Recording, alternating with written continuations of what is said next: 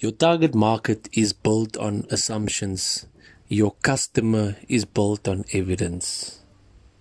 Hey guys, what's up? It's your boy Mr. Linzito coming back with a new episode of Zito Unfiltered. Now, let me start by asking you a question. Have you ever wanted something so badly that if you look back years later, if you look back now, you actually say to yourself, thank God that never happened. Now, if you think about it, it can be a girl or a guy who rejected you, a job that you didn't get, an opportunity that you lost, a business partner who walked away and left you high and dry. And at the time when it happened, you probably thought to yourself that your life is coming to an end. And then 3, 4, 5 years after that incident, you realize, if that thing actually worked out, my life would be a different mess now. And that's the difference between expectations and reality. Now, in fact, I almost forgot, before we go any further, I just want to say thank you. So this week, a few days ago, I received an email confirming that Zito Unfiltered is now ranked number 108 in South Africa's daily news category under Apple Podcast. So to everyone listening on Apple Podcasts, to all you iPhoners, iPaders, iPodders, MacBookers, shout out to you guys.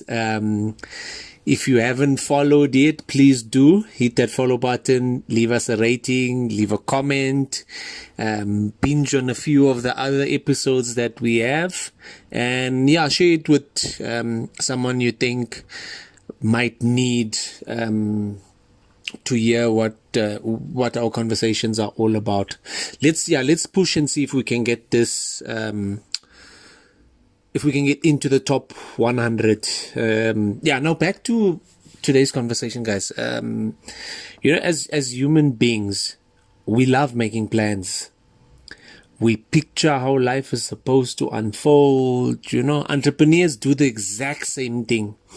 As entrepreneurs, we often spend months building a product, designing a logo, creating a brand, running the numbers. Then you tell yourself, I know exactly who this product is for.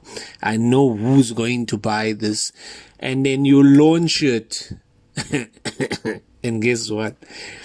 The people you thought will buy the thing don't actually buy it. It's the ones that you never ever thought of. Those are the ones who become your biggest customers, your biggest supporters. And why is that so? That's because, similar to there being a difference between reality and an assumption, there's a difference between a target market and a customer. A target market is who you are building your product or your service for. A customer is the one who actually buys it.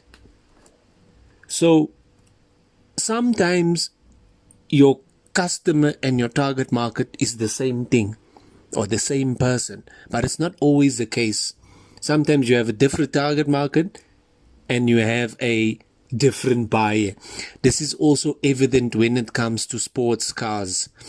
A lot of these sports cars are not, the people who are buying them are not the target market. They are made for a different target market. But when you're a customer, a company or a business will always accept your money, even if they didn't make the product for you. In fact, let's if we make a musical analogy, there's a song called Umbrella. I'm not good at singing, but it goes something like, under my umbrella, ella, ella, eh. Anyway, that song was written by The Dream, Jay-Z, and I forgot the two other guys. But anyway, when they wrote the song, they had Britney Spears in mind.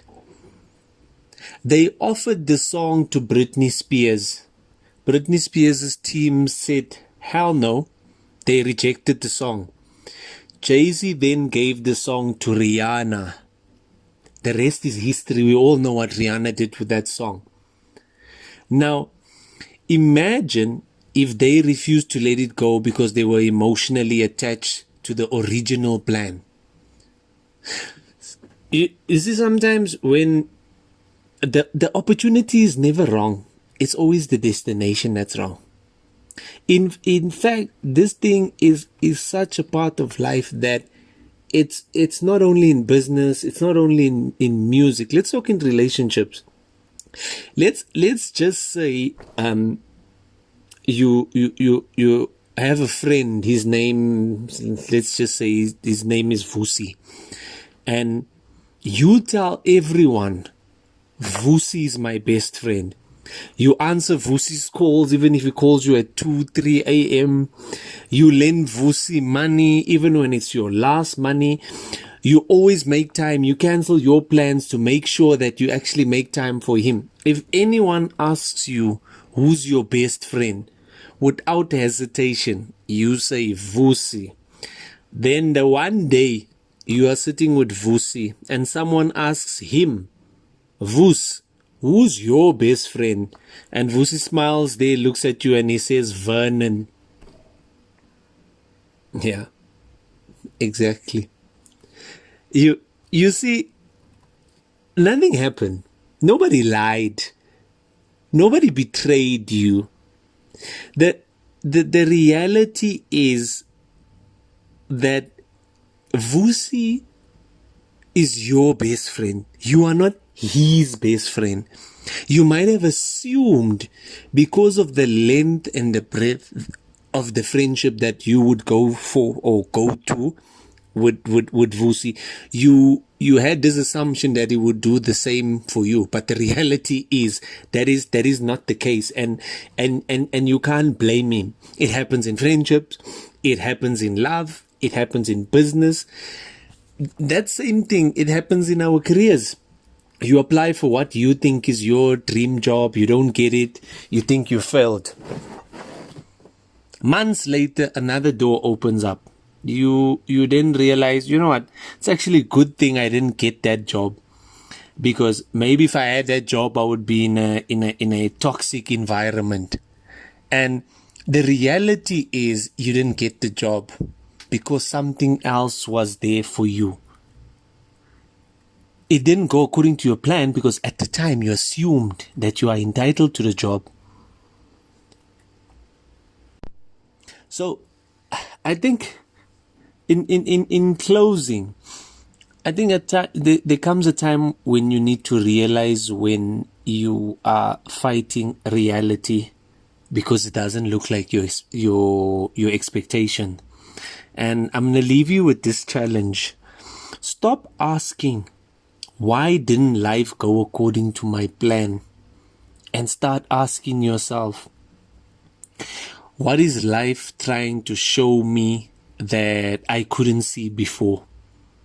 Because remember, expectations are built in your imagination. It's built in your head.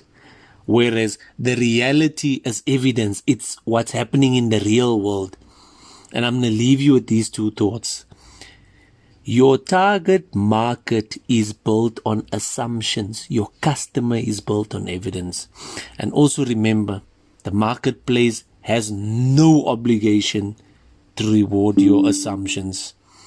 Mr. Linzito, the number one motivator outside of the equator, shopping away.